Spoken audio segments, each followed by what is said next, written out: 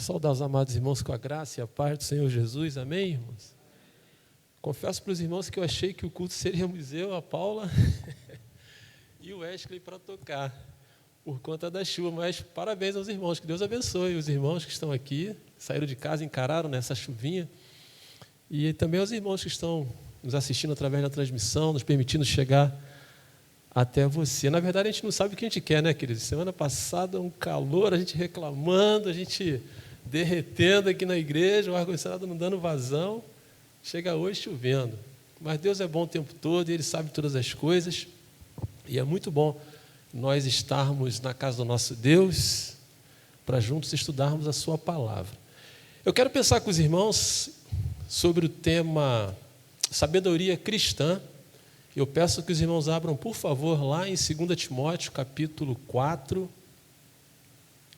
versículos de 9 a 18, e depois, lá no finalzinho, vamos falar também sobre o 21, mas deixa aberto aí no capítulo 4, segunda epístola do apóstolo Paulo a Timóteo, capítulo 4, versículo 9.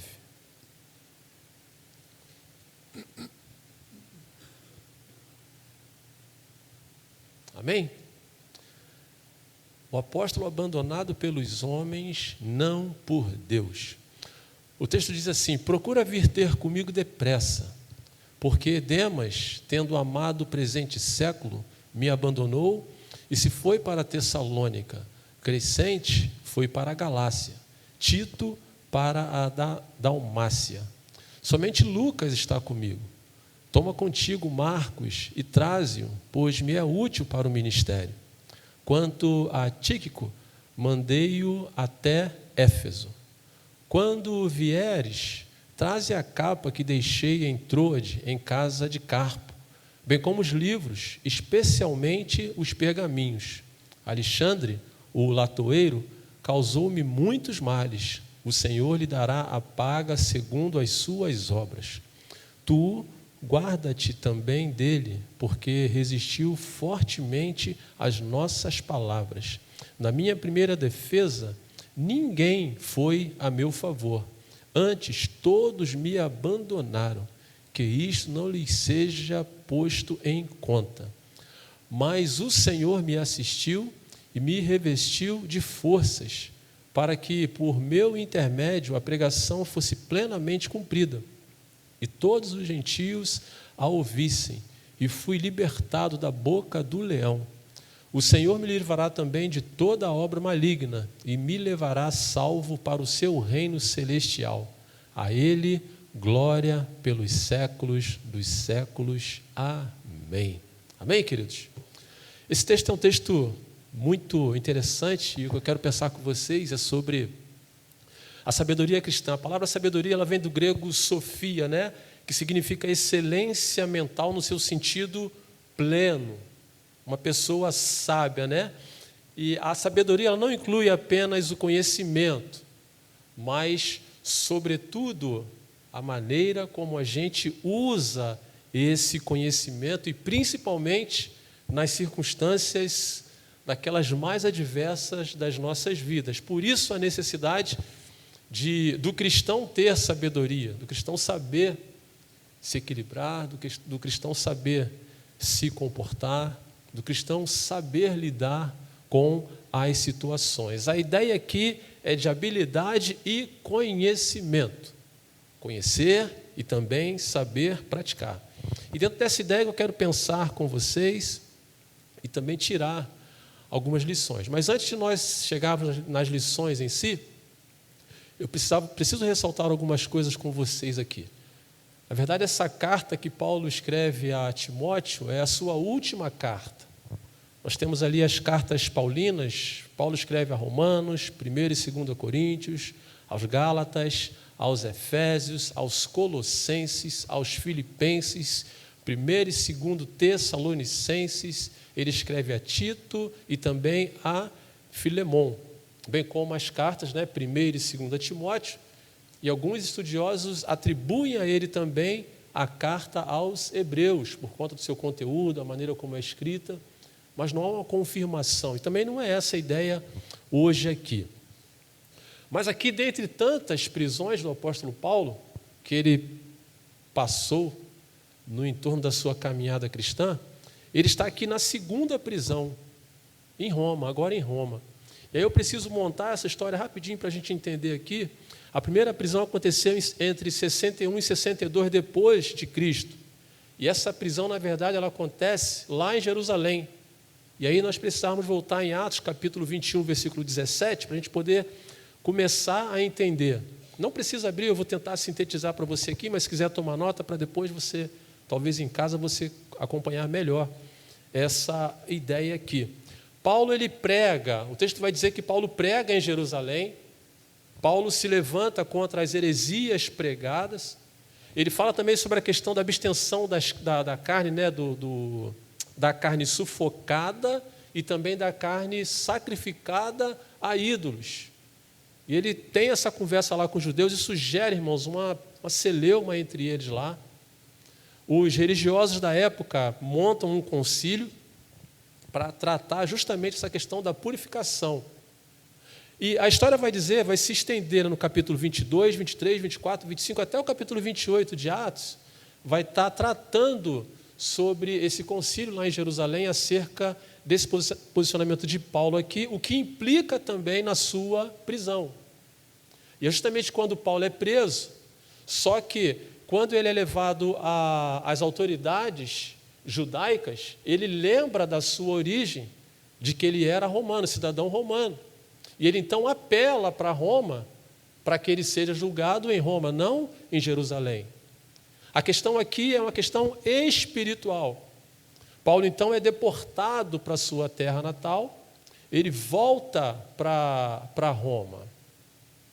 Só que quando ele chega em Roma, nessa primeira prisão, antes dele chegar, acontece aquela história que nós conhecemos, né, da ilha de Malta, do naufrágio, o navio que bate e cai. Não sei se os irmãos conseguem voltar na memória aí. Tudo isso acontece quando ele está voltando para Roma nessa sua primeira prisão, isso em Roma, tá? Fora as outras prisões. E lá em Atos, no capítulo 28, versículo 16, vai dizer assim: uma vez em Roma, foi permitido a Paulo morar por sua conta, tendo em sua companhia o soldado que o guardava. Nessa primeira prisão, Paulo está numa prisão, como nós conhecemos hoje, chamamos de prisão domiciliar. Porque o que estava sendo imputado a ele era uma questão religiosa, era uma questão judaica, era por conta do que aconteceu lá em Jerusalém. Então, quando ele vem, ele está, entre aspas, assim, tranquilo. Ele está sendo preso, mas preso como um pregador. Estamos falando de 60 anos após a morte de Cristo. Então, imagine, irmãos, a mente do povo, imagino eu, que ainda estava muito madura em relação a Cristo. Quem foi Jesus, como andou, o que falou, todos os paradigmas que Jesus quebrou naquele tempo. E aí, 60 anos depois, chega Paulo reafirmando a mesma coisa. As pessoas ficam enfurecidas com ele, então ele é preso e volta. Nessa primeira prisão, por ser uma prisão domiciliar, Paulo fica um pouco mais tranquilo, ele consegue receber visitas. Diz o texto no capítulo 28, versículo 31, a parte B, vai dizer que ele fazia essas coisas sem impedimento. Ou seja, Paulo recebia as pessoas, Paulo falava de Cristo também para as pessoas, sem qualquer impedimento. Mas quando ele chega na segunda prisão, e é quando ele escreve essa carta aqui a Timóteo, o contexto aqui agora é outro, irmãos. A situação agora é bem diferente. E isso acontece aqui entre 66 e 67 depois de Cristo. O panorama dessa prisão agora é outro. Paulo está agora num cárcere, literalmente na masmorra, e também está praticamente já no corredor da morte. E as acusações impostas a ele agora são outras. Paulo está agora sob a acusação de ser um dos líderes que ordenou um incêndio em Roma. Não sei se os irmãos vão lembrar de Nero, que mandou incendiar. Aliás, mandou incendiar. A história é muito complexa, a gente não consegue fechar essa história direitinho. Mas foi sobre a gestão de Nero que Roma é incendiada. Alguns estudos apontam que esse foi, na verdade, um gatilho. para que Nero pudesse dar início à sua caçada implacável aos cristãos. A história vai contar que dos distritos de Roma, apenas 4 deles não foram destruídos. E um deles era justamente onde moravam os cristãos. E aí ele atribui a Paulo a liderança também desses incendiários que tocaram fogo em Roma. Nero não tem pena, Nero é impiedoso com Paulo. Mas a história, como eu falei, que não fica bem fechada, né? Porque a história fala que enquanto Roma pegava fogo, Nero fazia o quê? Tocava a sua lira. Assistindo a cidade pegar fogo, ele tocava a sua lira. Por isso que o entendimento que temos às vezes é de que foi algo até proposital, para que ele pudesse ter um motivo para perseguir o povo de Deus. Para falar, está vendo aí? Foram eles. E ele conseguiu fazer, irmãos. Ele leva Paulo à prisão.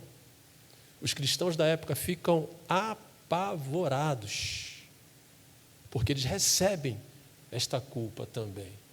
E eu fico imaginando, irmãos, como não foi a cabeça de Paulo. Eu fico tentando imaginar, né, o coração dele recebendo uma condenação de um crime que ele não cometeu. Só que, no capítulo 2, 2 Timóteo, versículo 9, a parte A, quando ele escreve a Timóteo, ele vai dizer assim, pelo qual estou sofrendo até algemas como malfeitor. Paulo está sendo tido aqui como um ladrão, como uma pessoa que não presta. E, como eu falei, irmãos, agora há pouco tempo nós tivemos aqui no Rio de Janeiro, como sempre acontece, praticamente nesse período de final de ano em janeiro, as tragédias. As pessoas, né, quando dão entrevista, elas ficam chateadas com o governo, por que não fez, por que isso, por que não aquilo outro. O sentimento de perda é muito grande, as pessoas ficam chateadas até, sem falar no trabalho para reconquistar tudo de novo. Eu fico imaginando que em Roma as pessoas também não foram diferentes, mas quando elas olhavam para Paulo, eu imagino que o rancor delas ainda era maior. Foi por conta desse homem que pregava o evangelho que a nossa casa foi destruída. Foi por conta desse homem que o sistema financeiro do nosso governo foi abalado. Foi por causa desse homem que o prejuízo chegou até nós. Eu fico imaginando a mente das pessoas em relação a Paulo, e Paulo recebendo isso daqui. Ele chega ao ponto de escrever para Timóteo, Timóteo, eles estão me tirando como malfeitor. E por isso eu digo que a estratégia de Nero, nesse meu primeiro momento aqui, funcionou. Eu imagino que a população se volta não só contra Paulo, mas também contra os cristãos daquele tempo. Eu vejo aqui uma Roma praticamente toda furiosa. Nero consegue fazer uma desconstrução da imagem de Paulo. Daqui a pouco nós vamos ver um pouquinho disso aqui. Em todos os aspectos, irmãos. Até mesmo no meio da própria igreja. Acusado por um crime que ele não cometeu, preso, literalmente, no corredor da morte. 2 Timóteo capítulo 1, versículo 15, ele vai dizer assim, estais ciente de que todos os da Ásia me abandonaram? Ele vai perguntando para Timóteo, tu tens ciência disso, Timóteo? De que todos eles me abandonaram? Todos os colaboradores do Evangelho da Ásia me abandonaram? Seus filhos na fé, seus irmãos em Cristo abandonaram? Pessoas que conheciam Paulo, sabiam da sua reputação, sabiam quem era Paulo, mas agora, por conta de toda essa trama, as pessoas se afastam de Paulo e deixam Paulo literalmente sozinho. Sozinho.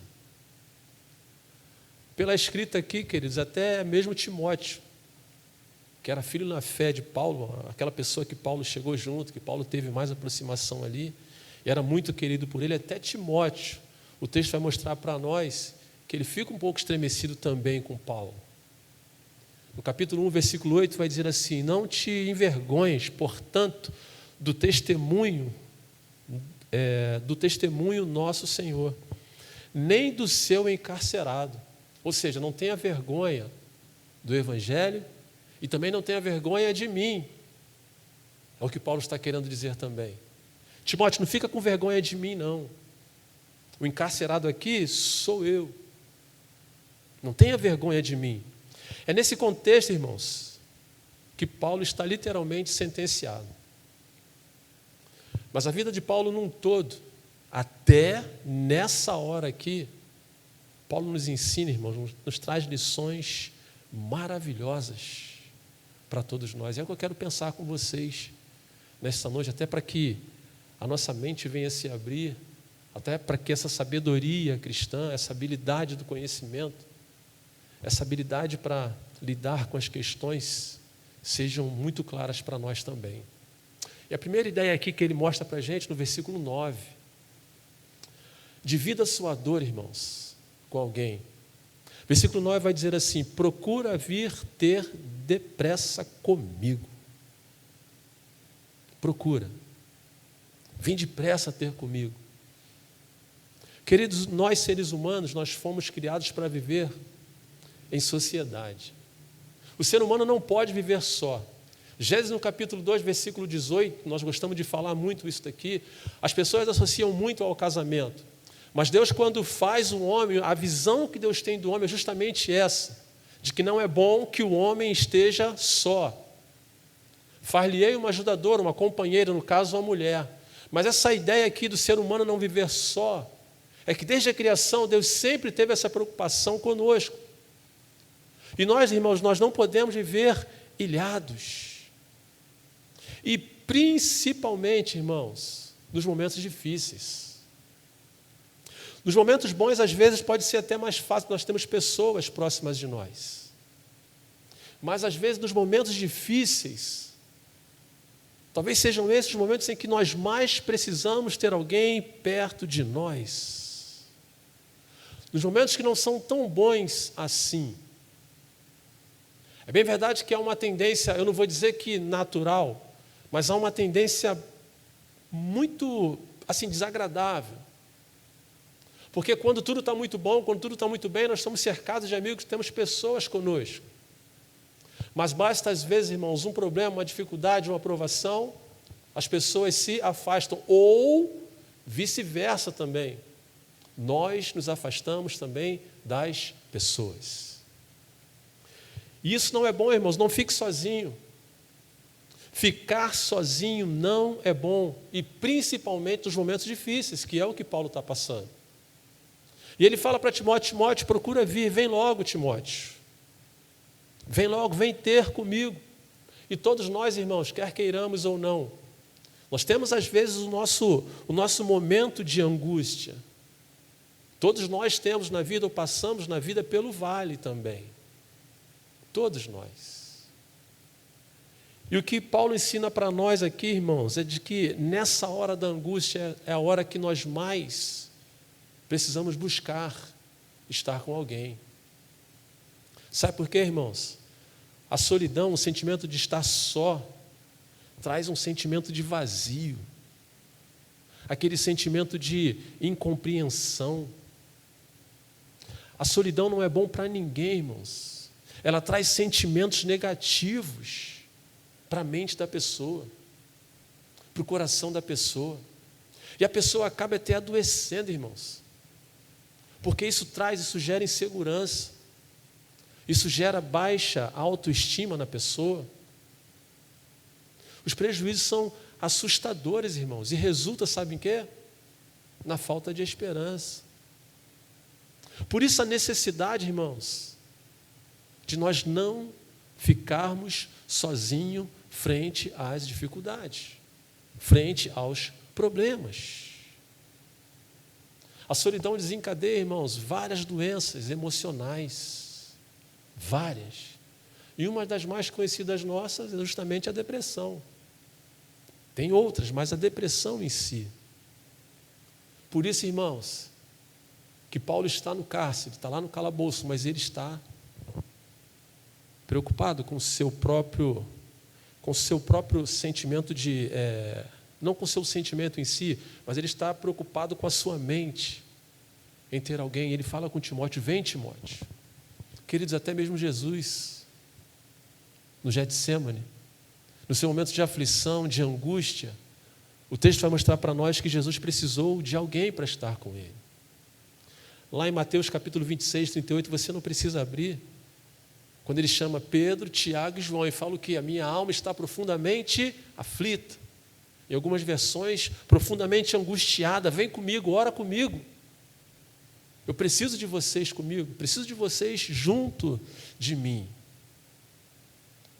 E é o que nós precisamos, irmãos, de pessoas para nos ajudar com o nosso fardo. Pessoas para nos ajudarem também nos nossos momentos de aflição.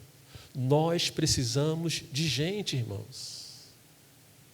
Nós precisamos de Deus em primeiro lugar, isso é fato. Mas nós também precisamos de gente. Nós também precisamos de pessoas. E quantas pessoas, irmãos, adoecem por não buscar um ombro amigo, por não desabafar, por não falar com uma pessoa. Quantas pessoas não fazem isso? Quantos de nós, às vezes, também não fazemos isso? Mas só ressaltando aqui também, não é com qualquer pessoa que nós podemos falar. Não é com qualquer pessoa que nós podemos falar das nossas aflições, dos nossos medos, dos nossos traumas. Jesus tinha 12. Ele selecionou 3. E às vezes nós precisamos ter essa peneira também de com quem falar. Mas fale com alguém. A única pessoa que Paulo tem aqui nesse momento é justamente Timóteo. E ele fala para Timóteo: vem, Timóteo, vem ter comigo. Segunda lição, irmãos, para essa nossa sabedoria cristã, nós precisamos ser fortes diante do desapontamento. Versículo 10, a parte A, vai dizer assim: porque Demas, tendo amado o presente século, me abandonou. E foi para onde? Para Tessalônica. Crescente também foi para a Galácia. E Tito foi para Dalmácia. 3 cooperadores, 3 colaboradores de Paulo, Demas, Crescente e Tito, que fizeram o quê? Abandonaram o apóstolo. Demas aqui, a ideia, ela ainda é um pouco mais aprofundada, a ideia de que ele tenha abandonado até mesmo o evangelho. Quando ele fala aqui de presente século, ter amado o presente século, ter amado o mundo daquele momento. A ideia em Demas aqui é de que ele tenha abandonado literalmente tudo, até a caminhada cristã. E o que esse texto nos ensina, irmãos? Que nós não devemos ficar olhando para as pessoas que nos desapontam. Até porque na nossa caminhada, irmãos, nós vamos também passar por momentos assim, por desapontamento, por ingratidão, por abandono. Nós vamos passar por momento assim, irmãos. Uma hora ou outra, nós vamos nos deparar com essa situação que também vai nos decepcionar. E aí, irmãos, nós precisamos ser fortes diante disso também. Sabe por quê? Porque se nós não formos fortes, se nós não buscarmos nos fortalecer em Cristo Jesus, nós é que vamos também adoecer. E por quê, queridos? Porque o abandono não é fácil, irmãos. Uma pessoa ser abandonada não é fácil, é doloroso, dói, machuca. A gente sabe disso. Uma pessoa que é abandonada pela namorada, pelo namorado, pelo noivo, pela noiva, pelo esposo, pela esposa, pelo pai ou pela mãe, abandonado também por um amigo. Isso dói, irmão, isso machuca a gente. Mas a ideia aqui, a gente sabe que não é fácil, irmãos. Mas a ideia aqui é não guardar mágoa no coração. Não deixar a alma adoecer, irmãos. A ideia é pedir forças ao Senhor e fazer uma limpeza no nosso coração e na nossa mente também, para ficar firme quando acontecer conosco que algum desapontamento. Até porque a gente não pode entrar na mente e no coração da pessoa. E também pedir a Deus para que nós também tenhamos plena sabedoria em não desapontar ninguém. Não entristecer também ninguém. Não ser ingrato também com ninguém. Não desapontar também a ninguém. É uma mão dupla aqui também. Mas se isso acontecer, irmãos, O que Paulo vem dizer aqui, olha, é que a gente tem que ser forte. Ele fala para Timóteo, olha, Demas foi, Crescente foi, Tito foi. Mas nas entrelinhas ele está dizendo o quê? Eu estou firme. Eu permaneço firme. Eu permaneço inabalável. A terceira ideia, irmãos, é que nós temos que ser humildes também para reconhecer o nosso erro. Versículo 11 vai dizer assim: somente Lucas está comigo. Toma contigo Marcos e traze-o, pois me é útil para o ministério. Essa terceira ideia aqui, irmãos, é justamente não guardar mágoas, não machucar o coração. Para entender melhor esse contexto aqui, esse Marco aqui é o mesmo João Marcos. A gente precisa fazer um link aqui sempre com o livro de Atos dos Apóstolos. Agora no capítulo 13, o que acontece? O texto vai dizer assim: navegando de Pafos, Paulo e seus companheiros dirigiram-se a Perge, da Panfilha. João Marcos, porém, apartando-se dele, voltou para Jerusalém. Marcos abandona o barco. Marcos abandona a missão. Ele estava em caravana justamente com Paulo e com Barnabé. Mas ele volta para casa. As razões, a Bíblia não fala para nós com clareza. A gente fica pensando, no que pode ter acontecido ali. João Marcos era muito jovem. João Marcos teve medo. João Marcos não gostou da liderança de Paulo. A Bíblia não fala para nós. Só fala que a primeira oportunidade que ele teve, ele voltou para casa. Abandonou a missão no meio do caminho. Em segundo lugar, agora no capítulo 15, Paulo também está tratando de questões doutrinárias sobre a circuncisão. E há uma reunião do concílio, como eu falei aqui, em Jerusalém. E passado esse assunto, Paulo então vai a Barnabé e fala para Barnabé: Barnabé, vamos continuar a missão? No capítulo 15, versículo 16, ele fala assim, alguns dias depois, disse Paulo a Barnabé: voltemos agora para visitar os irmãos por todas as cidades nas quais anunciamos a palavra do Senhor, para ver como passam.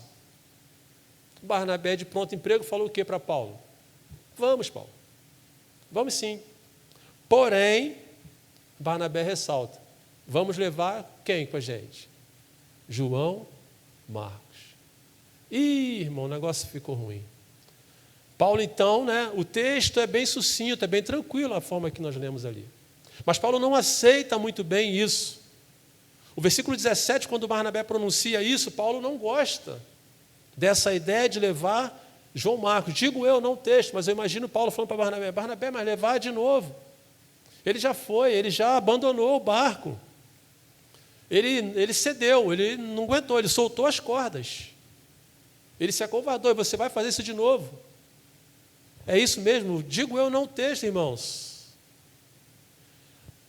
A ideia, irmãos, como eu falei, o texto ele é sucinto, ele não pega tão pesado assim. Mas pelo que está no texto aqui, essa prosa entre Paulo e Barnabé não foi tranquila assim, não. O versículo 39 vai dizer assim: houve entre eles tal desavença que vieram a fazer o quê? Se separar. Dois grandes homens, pregadores da palavra de Deus, agora fazem o quê, irmãos? Se separam. Por conta de João Marcos. Agora pare também e fique pensando na cabeça de João Marcos, irmãos. Como é que não foi? O que ele não pensou? Rejeitado, irmãos. Rejeitado. Literalmente, o que Paulo está dizendo para ele: não te quero aqui.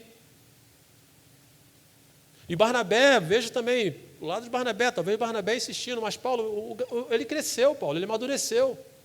Vamos dar uma oportunidade para ele. Paulo batendo o pé, dizendo que não. Imagina a luta ali entre um e entre outro. Imagine João Marcos, irmãos, quando recebe isso. Imagine o coração daquele jovem, irmãos. E a pergunta que fica para nós também: você já foi rejeitado alguma vez, meu irmão? Você já foi deixado de lado alguma vez, meu irmão? Você já sentiu alguém praticamente te anulando? Eu imagino que tenha sido essa sensação que João Marcos teve. Apesar de todos os esforços, ele sentiu isso em seu coração. Mas não sei quantos vão lembrar, no domingo eu falei uma frase aqui: Deus usa pessoas naturais para fazer coisas sobrenaturais. Barnabé então rompe com Paulo, pega João Marcos e segue a viagem. E a história vai dizer que João Marcos, irmãos, foi uma bênção nas viagens junto a Barnabé. E Paulo, lá na prisão, chega ao seu conhecimento de tudo isso. E ele reconhece. E por isso que ele diz aqui: ó Timóteo, quando você vier, traz Marcos com você também. Traz ele. Por quê? Porque ele é útil para o ministério. Eu fico imaginando que a ideia de Paulo talvez fosse assim que João Marcos chegasse, ele chegasse diante dele, pela postura que Paulo tinha, e falar: meu irmão, me perdoe. Eu errei acerca do juízo que fiz de você. O texto não diz isso, mas conhecendo Paulo, pela escrita de Paulo aqui, eu imagino que Paulo fosse fazer isso. Me perdoe, João. E esse ponto aqui, irmãos, vem mostrar isso para nós, que às vezes nós temos que ser humildes e reconhecer os nossos erros, reconhecer quando nós erramos, irmãos. Nós não podemos avançar, nós não podemos prosseguir na nossa caminhada cristã, deixando pessoas feridas, machucadas no meio do caminho, ou machucando pessoas no meio do caminho. Isso não é bom, irmãos, para ninguém. Nós temos que ter essa coragem, irmãos, de reconhecer o nosso erro e, principalmente, de pedir perdão. Se um dia eu feri alguém, se um dia eu magoei alguém, se um dia eu não me coloquei à disposição da pessoa como a pessoa precisava, se eu não me apresentei. Humildade, irmãos, é a lição que Paulo ensina para nós aqui. Eu sei que não é tão fácil assim, irmãos, mas é necessário. Quer ser sábio? Faça isso, irmãos. Reconheça. Se você machucou alguém, volte no caminho. Quarta lição: jamais, irmão, se afaste da palavra de Deus. Versículo 13 vai dizer assim: quando vieres, traze a capa que deixei em Troade, em casa de Carpo, bem como os livros, especialmente os pergaminhos. É o que Paulo pede para trazer para ele. E são das poucas coisas que Paulo pede, né? Paulo praticamente ele não pede nada. Mas, irmãos, erradamente, às vezes, quando nós estamos passando por problemas, por dificuldades, por provações, tem situações, às vezes, que são tão devoradoras que a gente meio que perde as forças, irmãos. E ainda tem gente que, às vezes, fala assim: eu não tenho ânimo nenhum para mais nada. Nem tampouco ler a palavra de Deus, nem muito menos orar. Não tenho tempo, irmãos. E aqui Paulo vem mostrar para nós que esse é o momento em que nós mais precisamos nos apegar a Deus e a sua palavra. Ele está no corredor da morte, irmãos, injustamente acusado, sendo chamado de bandido, abandonado pelos seus amigos, irmãos. O seu filho na fé está com vergonha dele, está um pouco envergonhado. Está só chegando o dia de ser sentenciado. Mas apesar de todo esse cenário, irmãos, tenebroso, ele fala para Timóteo: Timóteo, traz os meus livros, Timóteo, traz os pergaminhos, traz, Timóteo, eu quero ler, Timóteo. Do pouco de tempo que eu tenho, eu quero ler, eu quero me alimentar mais da palavra, eu quero aprender mais, eu quero conhecer mais. Traz para mim, Timóteo. E é o que ele nos ensina, irmãos. E é o que nós precisamos, irmãos. E às vezes acontece ao contrário. Por qualquer probleminha, por qualquer situação, a primeira coisa que a pessoa faz, abandona a igreja. Primeira coisa. Segunda coisa, abandona a leitura. Terceira coisa, abandona a oração. E eu pergunto, irmãos, como se fortalecer com um panorama desse? Não tem como. Não tem como. E talvez Paulo tivesse tudo, irmãos, para ter esse sentimento ou esse ressentimento, mas não. Ele nos mostra o que é o contrário. É a hora que eu mais preciso. É a hora que eu mais tenho que me alimentar. É a hora que eu mais tenho que me abastecer. Quinta lição. Deixe Deus, irmãos, julgar as suas causas. Versículo 14. Ele vai dizer assim: Alexandre, o latoeiro, causou-me muitos males. O Senhor lhe dará a paga segundo as suas obras. Esse Alexandre aqui foi uma pessoa que incentivou mais o governo romano em relação à acusação feita a Paulo em relação ao incêndio. Era um homem que pregava coisas adversas ao Evangelho de Cristo. O latoeiro aqui, ele trabalhava também com metal, é verdade, mas a ideia aqui era daquela pessoa falsa, aquela pessoa invejosa, aquela pessoa que trabalhava com mentira e hipocrisia. Era esse camarada, Alexandre. E Paulo vai dizer que ele fez muito mal para ele, irmãos. Muito mal. E às vezes nós somos assim, pessoas que nos fazem muito mal, irmãos. Pessoas que querem denegrir a nossa imagem, a nossa reputação, o nosso dom, o nosso ministério, a nossa vida, a nossa família. Pessoas que só nos fazem o mal, ou só querem ver o mal em nós. Pessoas que às vezes ficam de sentinela à nossa porta, irmãos, procurando questões contra nós. Seja a questão que for, torcendo para dar errado, irmãos. Torcendo para nos ver tropeçar, torcendo para ver a nossa queda. E como é que a gente lida com isso, irmãos? Como é que a gente lida com isso? Pessoas ali prontas para puxar o seu tapete, irmãos. Pessoas prontas para te lançar pedras. Pessoas prontas para te ver literalmente na lama. Pessoa que fica feliz. É triste isso, mas quando você está na luta, pessoas que ficam felizes em saber que você está na luta. Alexandre era um desses. Na visão humana, irmão, no comportamento humano meu e seu, qual o sentimento que vem no coração em relação a essas pessoas? Vingança. Vingança. Eu não quero uma pessoa dessa perto de mim. Eu não quero nem me relacionar com uma pessoa dessa. Isso é comum a nós. Mas ao apóstolo Paulo não, é diferente. O que ele diz? O Senhor vai dar para ele o quê? A sua paga.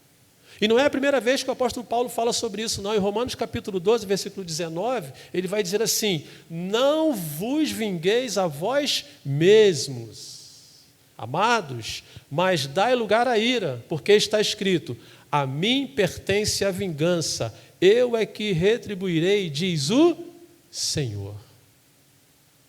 Então, as questões das pessoas que se levantam contra nós, irmãos, o que eu tenho que fazer? O que nós temos que fazer? Apresentar essas pessoas diante do Senhor, como Paulo apresentou. Não ir para o embate com essas pessoas, irmãos. Porque nós não temos esse poder, nós não temos o poder do juízo. O poder do juízo pertence a Deus, irmãos. E Ele é que sabe tudo a nosso respeito acerca da nossa vida, do que as pessoas falam de nós. E se nós não tomarmos cuidado, a gente fica com aquela sede de vingança. Sabe, sede de vingança. Sede de vingança. Eu conheço uma pessoa que é assim, irmão, ele tem uma sede de vingança, já passaram anos e anos e anos e décadas e décadas e décadas e décadas do que aconteceu, mas a pessoa continuou com o coração com aquela sede de vingança, porque um dia fizeram mal a ele. Aí eu pergunto, quem passa mais mal, a pessoa que fez ou ele querendo a vingança?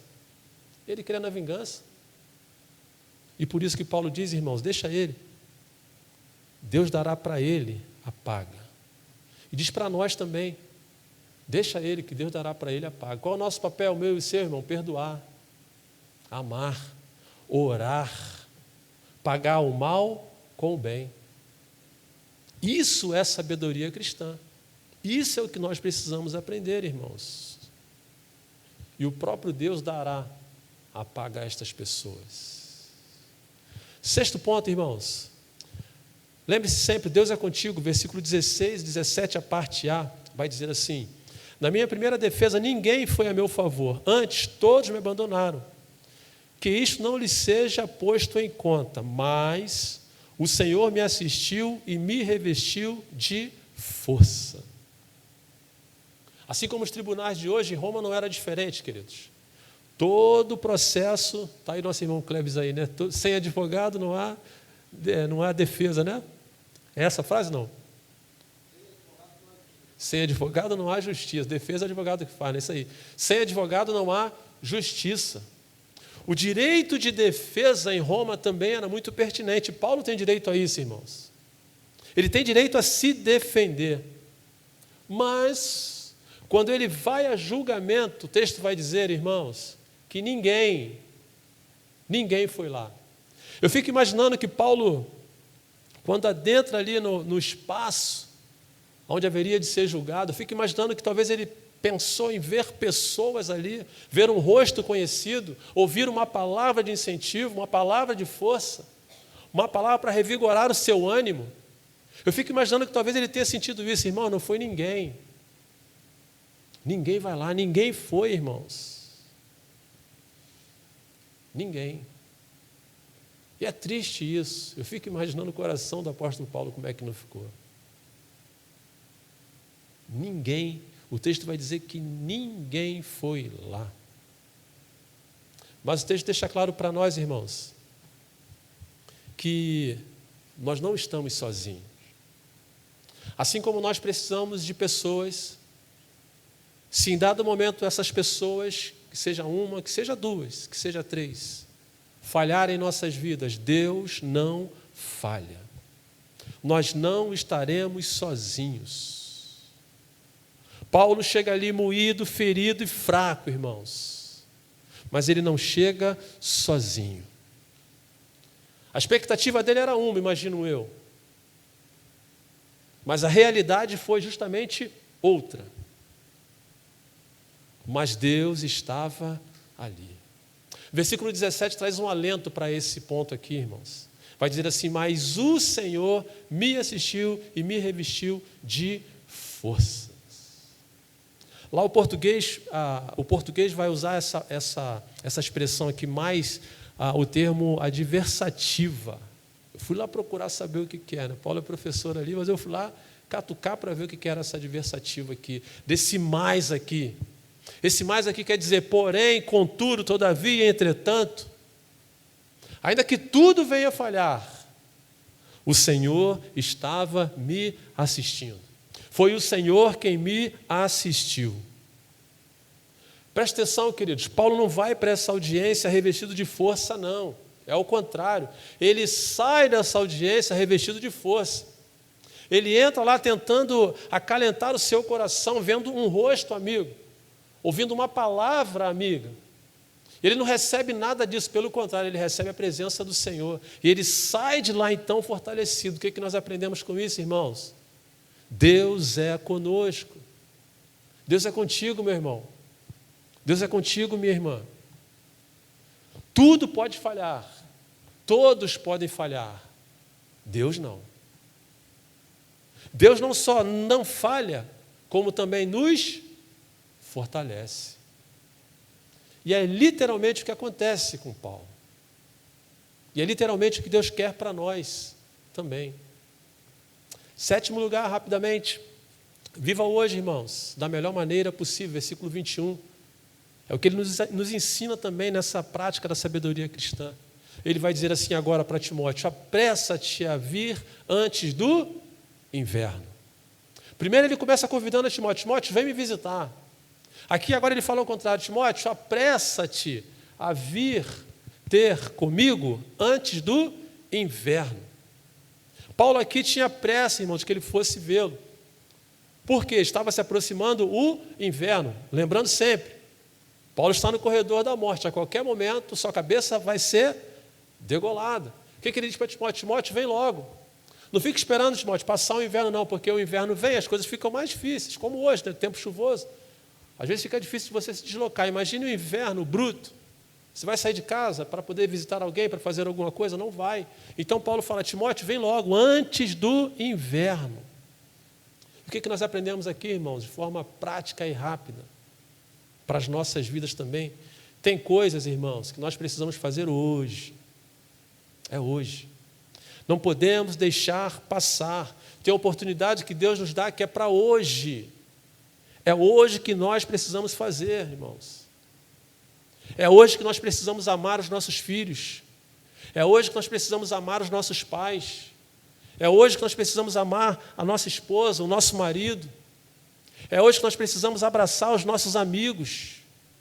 É hoje que nós precisamos estar juntos. É hoje, irmãos. É hoje que nós temos que perdoar também alguém. É hoje que nós temos que pedir perdão para alguém. Não esperar passar, irmãos. Querem ver uma coisa triste? Pela prática pastoral, nós vamos muito a sepultamentos, cerimônias fúnebres. Irmão, se tem uma coisa que a gente não consegue entender muito na cerimônia fúnebre, é a maneira como as pessoas tratam a pessoa que agora morreu. E tem sepultamento que às vezes nós vamos, irmãos, eu confesso a vocês que a gente fica até um pouco assim, né, medindo o que falar, que nós temos que levar uma palavra, sim, de reflexão, mas uma palavra de conforto aos corações dos familiares. Mas às vezes a pessoa não é evangélica, a pessoa vivia uma vida totalmente fora do contexto. Uma vez teve um que aquele ali, para mim, foi o sepultamento, o ápice assim, da minha vida pastoral. E graças a Deus, porque eu só fui saber lá no cemitério. Mas tratei a família bem, fiz o culto que precisava fazer. Mas, irmãos, a maneira como a pessoa que está ali, na urna, é tratada, às vezes eu paro e fico pensando assim, será que em vida, esse discurso falado para o morto aqui foi falado? Será que em vida, essas flores entregues para o morto foi entregue? Nós deixamos muitas coisas, irmãos, para quando não há mais o que fazer. Deixamos para depois. Não falamos, não amamos, não abraçamos. Isso é muito chato, irmão, isso é ruim demais. Particularmente, vou confessar uma coisa para vocês, eu trago uma tristeza em meu coração e a Paula vai lembrar disso aqui. Eu não comentei nada com ela, mas da igreja que nós éramos, tinha um irmãozinho lá, um irmãozinho muito conhecido aqui na região, eu cuidava de boi, tinha a fazenda dele lá, ele tinha um carinho por mim tão grande, irmãos. E ele queria, porque queria que eu fosse até a casa dele. Vai lá em casa, estou esperando lá, estou te esperando lá. Seu João, falecido João Florindo. Muitas pessoas conheciam na época, né, que ele vendia leite por aí, na carrocinha dele, ele tinha, eu não sei o nome daquele negócio que era furado aqui, mas ele, para falar, ele tinha que botar assim a mão para sair um pouquinho de voz, né? Ele tinha assim, não é? Traqueostomia, isso aí. Então, para sair um pouquinho de voz, ele tinha que, vai lá em casa, vai lá, sempre insistindo, irmão, para eu ir na casa dele. Tu foi? Não fui, irmãos. Não fui. E um dia, a notícia triste para nós, né, ele na sua lida, pertinho da sua casa, caiu ali próximo à igreja católica aqui do estado do Cabo Sul e morreu. Não sei se a Paula lembra, mas uma das primeiras coisas que ela falou, caramba, aquele puxãozinho de orelha básico, né? Caramba, gente, ele pediu tanto para tu ir lá na casa dele e tu não foi. Uma visita, irmãos, que ele queria. E detalhe, era ativo na igreja, tá? Não era a visita de quem está afastado, não. Ele queria o prazer dele me receber na casa dele.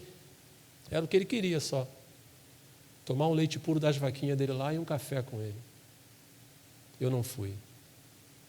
Aquilo entrou como uma punhalada no meu peito, irmão. Eu falei, caramba. Ele morreu e eu não pude, não fui, não satisfiz o desejo do coração dele, que era de estar com ele. Tem coisas, irmãos, que são para hoje, para ontem até. E é isso que Paulo mostra para nós aqui, irmãos. Ele fala para Timóteo, Timóteo, vem logo, porque se vier depois, Timóteo, já era. Depois eu já vou estar morto, não vai adiantar mais nada. Então vem, Timóteo, vem ter comigo, vem depressa, irmãos. Porque amanhã pode ser o quê? Muito tarde. Então, meu irmão, vivo hoje. Vivo hoje. Ame a sua família hoje, ame os seus filhos hoje, ame os seus pais hoje. Trate bem as pessoas que estão em volta de você hoje. Faça isso hoje. Por último, que toda a honra e toda a glória seja dada a Deus. Versículo 18 vai dizer assim, o Senhor me livrará também de toda a obra maligna e me levará salvo para o seu reino celestial. A Ele glória pelos séculos dos séculos. Amém. Tinha maneira melhor do apóstolo Paulo encerrar sua carreira, irmão, sua vida, do que essa? No meu entendimento, não. Vamos rapidamente reconstruir aqui. Chega o dia da execução. Chega o dia da sua morte. Paulo, então, está caminhando em direção à guilhotina. O seu coração começa a elaborar, começa a pensar coisas. Eu fico imaginando, às vezes, irmãos, eu fico parando assim, pensando como não foram os últimos segundos de vida das pessoas que estão praticamente ali próximas a morrer. O último que eu fiquei assim pensando um pouquinho foi esse helicóptero que caiu aqui nas festas de fim de ano, com o piloto, um rapaz, a mãe e a filha. E ficou desaparecido por muitos dias, os irmãos acompanharam. E a história narrada pelos noticiários era de que a situação já estava ruim, a jovem já havia mandado uma mensagem para o seu namorado sobre a situação, ou seja, o medo já estava tomando conta daquele coração, mas a morte já estava se desenhando para aquelas pessoas. Eu fico imaginando, irmãos, às vezes, como é que não é a mente de uma pessoa quando está vivendo isso. Eu não sou maluco não, tá, gente? Mas eu fico imaginando, caramba, do que começou a cair até tocar na terra, o que essa pessoa não pensou? O que não passou no coração dessa pessoa? E aqui Paulo está a caminho, irmãos, da sua sentença. O que não passa no coração, irmãos? O que não passou na mente de Paulo? Fico imaginando Paulo pensando assim, não é Roma que vai me matar. Não, sou eu que vou me entregar. Eu não vou me entregar para Roma, não. Eu vou me dar para o Senhor em libação. Eu vou me entregar para o Senhor, meu Deus. E tem outra coisa, irmãos, eu não vou morrer, não. Fico imaginando Paulo pensando assim, eu não vou morrer, não, eu estou partindo. Eu vou estar com Jesus. Morrer para um crente, irmãos, é só mudar de endereço e irmos para a casa do nosso Pai Celestial. Paulo não tem medo da morte, queridos. A leitura que a gente faz aqui é de que ele não tem medo da morte. E a gente traz à memória, nós, leitores, imaginando Paulo dizendo assim, eu sei em quem tenho crido. Eu sei em quem tenho crido e também sei para onde eu estou indo. Eu fico imaginando o apóstolo Paulo andando também, falando consigo mesmo. Combati um bom combate, completei a minha carreira e guardei também a minha fé. Eu não vou morrer, eu vou partir. Eu vou agora conquistar a tão sonhada coroa da justiça que eu tanto esperei. E num brado, talvez, da sua última palavra, se é que ele teve a oportunidade de dizer, ele fecha esse versículo dizendo assim, a Ele, a Jesus, a Ele, toda a honra, toda a glória, pelos séculos dos séculos. Amém. É o que ele nos ensina, irmãos. Ele então coloca a sua cabeça na guilhotina, cabeça para um lado, seu corpo estendido do outro. O seu corpo cai sobre a terra como um mártir e ressuscita nos céus diante de Deus como um príncipe. É a pessoa que tem toda a autoridade, irmãos, para chegar para nós, para a igreja de hoje, e dizer assim com toda certeza, sede vocês meus imitadores, como eu sou de Cristo. E eu queria nos ensina, irmãos, nesses poucos versículos aqui, para a nossa caminhada cristã, sermos sábios a este ponto, como ele também foi. 8 pontos, irmãos, 8 lições, nesses curtos versículos. Divida a sua dor com alguém, seja forte diante dos desapontamentos, das desilusões, dos abandonos. Seja humilde também em reconhecer quando você errar. Jamais se afaste da palavra de Deus. Deixe que as suas questões, das pessoas que se levantam contra você, é Deus quem cuida. Deixe Deus cuidar das suas causas. Deus é contigo. Nós precisamos de pessoas, mas se as pessoas falharem, Deus é conosco. Que possamos viver melhor e bem o hoje, porque amanhã pode já não dar mais tempo. E por último, irmãos, que toda honra, que toda glória seja dada sempre a Deus. Amém, queridos? Que o Senhor nos abençoe nesta noite, que o Senhor nos ajude, nos fortaleça e que possamos, com Paulo, buscar sabedoria para a nossa vida cristã. Sabedoria cristã, ser prático e sábio e ter habilidade para lidar com todas as questões que dizem respeito às nossas vidas. Amém?